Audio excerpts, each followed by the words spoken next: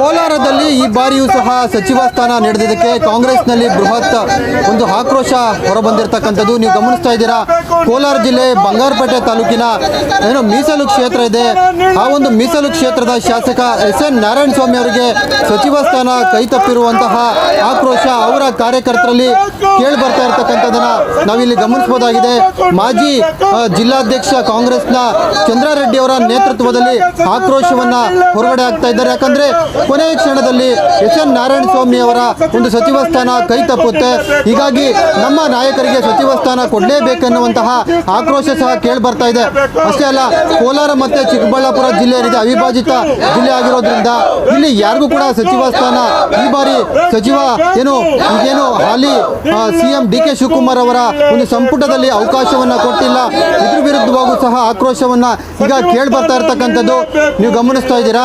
ಈಗ ಆಲ್ರೆಡಿ ದಾವಣಗೆರೆಯ ಶಾಸಕ ಏನಿದ್ದಾರೆ ಎಸ್.ಎಸ್. ಮಲ್ಲಿಕಾರ್ಜುನ್ ಅವರಿಗೆ ಕೊನೆಯ ಕ್ಷಣದಲ್ಲಿ ಒಂದು ರೀತಿಯಾಗಿ ಅವಕಾಶವನ್ನ ಕೊಡಲಾಯಿತು.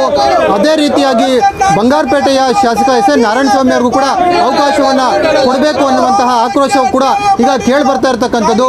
ನಮ್ಮ ಜೊತೆಗೆ ಈಗ ಕೋಲಾರ ಜಿಲ್ಲಾ ಕಾಂಗ್ರೆಸ್ನ ಮಾಜಿ ಅಧ್ಯಕ್ಷ ಚಂದ್ರಾರೆಡ್ಡಿ ಅವರಿದ್ದಾರೆ, ಮಾತಾಡ್ಸೋಣ. ಸರ್, ಈಗ ಕೊನೆಯ ಕ್ಷಣದಲ್ಲಿ ಎಸ್.ಎನ್. ನಾರಾಯಣಸ್ವಾಮಿ ಅವರ ಒಂದು ಸಚಿವ ಸ್ಥಾನ ಕೈ ತಪ್ಪಿದೆ.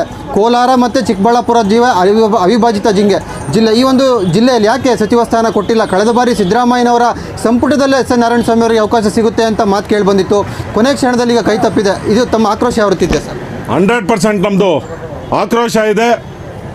ನಮ್ಮ ಕ್ಷೇತ್ರದ ಜನಪ್ರಿಯ ಶಾಸಕರು ಒಂದು ಬೈ ಎಲೆಕ್ಷನ್ ಬಿಟ್ಟರೆ 3 ಎಲೆಕ್ಷನಲ್ಲಿ ಶಾಸಕರಾಗಿ ಆಯ್ಕೆಯಾಗಿದ್ದಾರೆ. ಅವರು ಕೋಲಾರ ಜಿಲ್ಲೆಯಲ್ಲಿ ಜನಪ್ರಿಯತೆಯನ್ನು ಹೊಂದಿದ್ದಾರೆ. ನಮ್ಮ ಶಾಸಕರು ನಮ್ಮ ಜಿಲ್ಲೆಯಲ್ಲಿ 6 ಲಕ್ಷ ಬಲಗೈ ವೋಟರ್ಸ್ ಇದ್ದಾರೆ. ಅವ್ರನ್ನ ಒಳಗೊಂಡು ನಮಗೆಲ್ರಿಗೂ ಇವತ್ತು ನಮ್ಮ ಹೈಕಮಾಂಡ್, ಕಾಂಗ್ರೆಸ್ ಹೈಕಮಾಂಡ್ ಅನ್ಯಾಯ ಮಾಡಿದೆ ಅಂತ ಹೇಳೋದಕ್ಕೆ ನಾನು ಇಷ್ಟಪಡ್ತೀನಿ. ಯಾಕಂದರೆ ಕಳೆದ ಸಿದ್ದರಾಮಣ್ಣ ಅವ್ರ ಸರ್ಕಾರದಲ್ಲೂ ನಮ್ಮ ಕೋಲಾರ ಜಿಲ್ಲೆಗೆ ಪ್ರಾತಿನಿಧ್ಯ ಸಿಕ್ಕಿಲ್ಲ. ಈಗಲೂ ನಮ್ಮ ಡಿ.ಕೆ. ಶಿವಕುಮಾರ್ ಅವ್ರ ಸರ್ಕಾರದಲ್ಲಿನೂ ನಮಗೆ ಪ್ರಾತಿನಿಧ್ಯ ಸಿಗ್ತಾ ಇಲ್ಲ.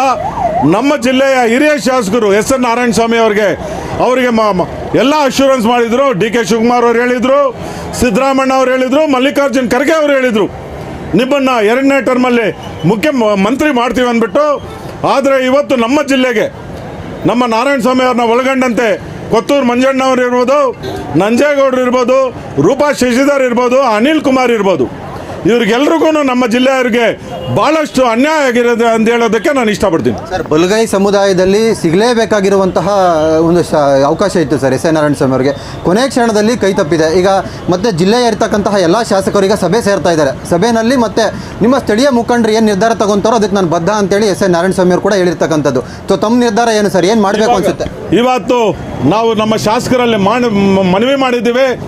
ಎಲ್ಲ ಕೋಲಾರ ಜಿಲ್ಲೆನ ಎಲ್ಲ ಶಾಸಕರು ಒಗ್ಗೂಡಿಸ್ಕೊಂಡು ಎಸ್.ಎನ್. ನಾರಾಯಣಸ್ವಾಮಿ ಅವರು, ನಂಜೇಗೌಡರು, ಮಂಜುನಾಥ್ ಅವರು, MLCಗಳಾದ ಅನಿಲ್ ಅವರು ಮತ್ತು ನಜೀರ್ ಅಹಮದ್ ಅವರು ಮತ್ತು ಚಿಕ್ಕಬಳ್ಳಾಪುರನ ಶಾಸಕರಾದ ಸುಬ್ಬಾರೆಡ್ಡಿ ಅವರು, ಸುಧಾಕರ್ ಅವರು ಮತ್ತು ಪ್ರದೀಪ್ ಈಶ್ವರ್ ಅವರು, ಇವರು 7 ಜನನು ರಾಜೀನಾಮೆ ಕೊಡಬೇಕು ಮುಖ್ಯಮಂತ್ರಿಗಳಿಗೆ. ಅವ್ರ ಜೊತೆಯಲ್ಲಿ ಕೋಲಾರ ಮತ್ತು ಚಿಕ್ಕಬಳ್ಳಾಪುರ ಜಿಲ್ಲೆ ಎಲ್ಲ ಕಾಂಗ್ರೆಸ್ ಮುಖಂಡರು ಅವ್ರ ಜೊತೆಯಲ್ಲಿ ನಾವಿದ್ದೀವಿ. ಅವ್ರ ಜೊತೆಯಲ್ಲಿ ನಾವು ರಾಜೀನಾಮೆ ಕೊಡೋಕ್ಕೆ ರೆಡಿ ಆಗಿದ್ದೀವಿ ಅಂತ ಹೇಳೋದಕ್ಕೆ ನಾವು ಇಷ್ಟಪಡ್ತೀವಿ. 100% ನಾವು ಒತ್ತಡ ಹಾಕ್ತೀವಿ. ಯಾಕಂದರೆ ಪದೇ ನಮ್ಮ ಜಿಲ್ಲೆಗೆ ಅನ್ಯಾಯ ಆಗ್ತಾ ಇದೆ. ಈ ಅನ್ಯಾಯವನ್ನು ನಾವು ಸಹಿಸೋದಿಲ್ಲ. ಯಾಕಂದರೆ ಈ ಜಿಲ್ಲೆಯಲ್ಲಿ ಯಾಕೆ ಸಮರ್ಥ ನಾಯಕರಿಲ್ವಾ? ಮುಂದಿನ ದಿನಗಳಲ್ಲಿ ಕಾಂಗ್ರೆಸ್ ಪಕ್ಷಕ್ಕೆ ಇಲ್ಲಿ ಪದೇ ಕಾಂಗ್ರೆಸ್ ಪಕ್ಷದ ಶಾಸಕರನ್ನು ನಾವು ಗೆಲ್ಲಿಸಿಕೊಡ್ತಾ ಇದ್ದೀವಿ. ಆದರೆ ಇವತ್ತು ಕಾಂಗ್ರೆಸ್ ಪಕ್ಷದ ಶಾಸಕರಿಗೆ ಇಲ್ಲಿ ಅನ್ಯಾಯ ಆಗ್ತಾ ಇದೆ. ಆದ್ದರಿಂದ ಎಲ್ಲ ಕಾಂಗ್ರೆಸ್ನ ಜನ ಭಾಳಷ್ಟು ನೊಂದಿದ್ದಾರೆ. ಅವ್ರಿಗೆಲ್ಲರೂ ಇವತ್ತು ನೊಂದನ್ನು ಇದಾಗಬೇಕಂದ್ರೆ ಶಾಸಕರು ಎಲ್ಲರೂ ರಾಜೀನಾಮೆ ಕೊಟ್ಟು ನಮ್ಮ ಜಿಲ್ಲೆಗೆ ನ್ಯಾಯ ಕೊಡಿಸ್ಬೇಕಂದ್ಬಿಟ್ಟು ನಾನು ಅವರಲ್ಲಿ ಮನವಿ ಮಾಡ್ಕೊತೀನಿ. ಇದಿಷ್ಟು ಎಸ್.ಎನ್. ನಾರಾಯಣಸ್ವಾಮಿ ಅವರ ಬೆಂಬಲಿಗರು ಹೇಳ್ತಾ ಇರ್ತಕ್ಕಂಥ ಮಾತು. ನಮ್ಮ ಶಾಸಕರು ರಾಜೀನಾಮೆ ಕೊಡಲೇಬೇಕು, ಕಾಂಗ್ರೆಸ್ನಿಂದ ನಮಗಾಗಿರ್ತಕ್ಕಂತಹ ಅನ್ಯಾಯವನ್ನು ಸರಿಪಡಿಸ್ಕೋಬೇಕು ಅಂತ ಒತ್ತಡ ಆಗ್ತಾ ಇದ್ದಾರೆ.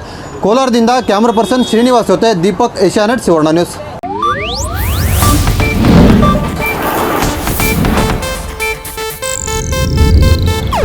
ಇದು ಏಷ್ಯಾನೆಟ್ ನ್ಯೂಸ್ ನೆಟ್ವರ್ಕ್ ಪ್ರಸ್ತುತಿ.